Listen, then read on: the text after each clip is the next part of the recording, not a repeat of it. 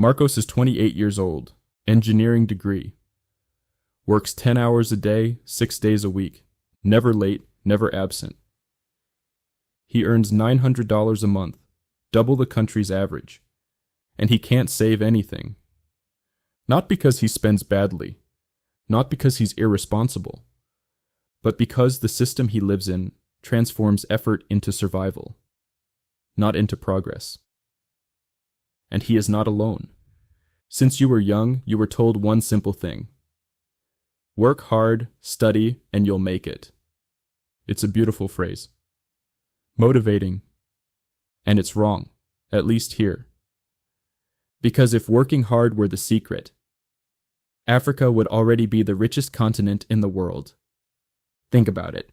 Millions of people here wake up before the sun rises. They work in fields, on construction sites, in markets, in offices. 10, 12, 14 hours a day. No holidays, no sick leave, no pension fund. And yet, the average income across much of sub-Saharan Africa doesn't exceed $150 a month. So the question you need to ask is not motivational, it's structural. Why does maximum effort produce minimum results? Let's look at the facts.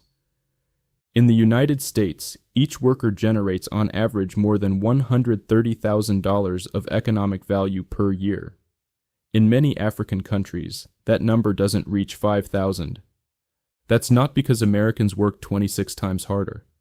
It's because the system they work in produces 26 times more value per hour of effort. Why? Infrastructure. Capital, technology, logistics.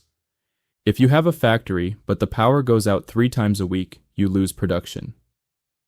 If you have a business but can't access credit at reasonable rates, you don't grow. If you have a product but logistics cost more than your margin, you don't export.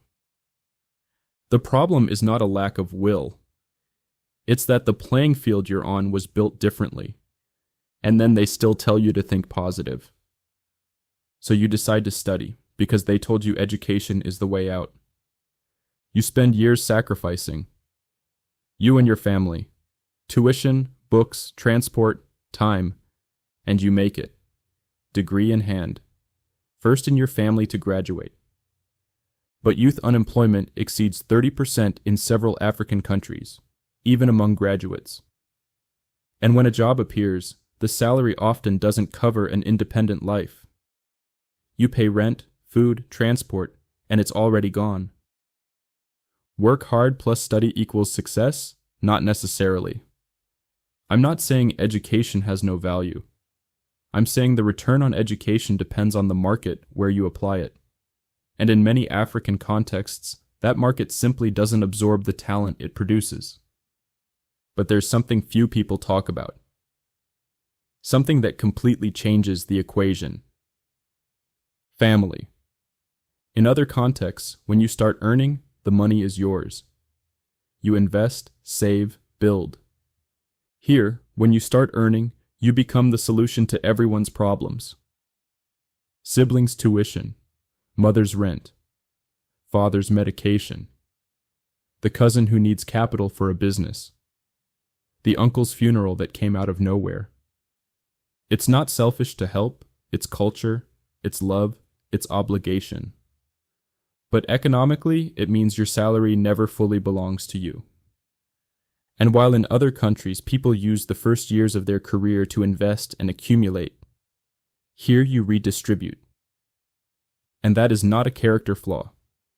It is a structure that drains individual capital before it can grow. Let me show you what this means in real numbers. Marcos earns $900. He supports his mother, 2 siblings, pays his sister's tuition. After everything, he has $200 left. Sarah in Lisbon earns $2,500. She lives alone.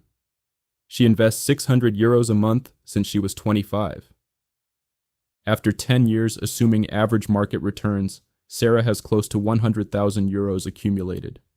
Marcos has 0, and Marcos did nothing wrong. He worked more hours, sacrificed more.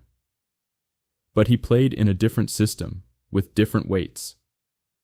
The difference is not discipline, it's the structure of the game.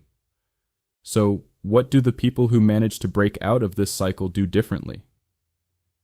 They don't work more. They change where their effort operates. There are 3 things that make a real difference. First, leverage. Finding ways for your work to produce value that doesn't depend only on your hours.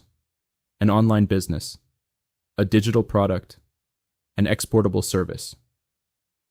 Second, international market. If your talent is worth $5 an hour locally, but $50 internationally, the problem is not you, it's the market. And today, with the internet, that market is more accessible than ever. Third, accumulation context. Creating conditions, even small ones, where a part of your money is not redistributed before it grows. That can be difficult. It can create family tension, but it's the difference between building and merely surviving. Working hard is still necessary. I'm not here telling you to give up or to play the victim.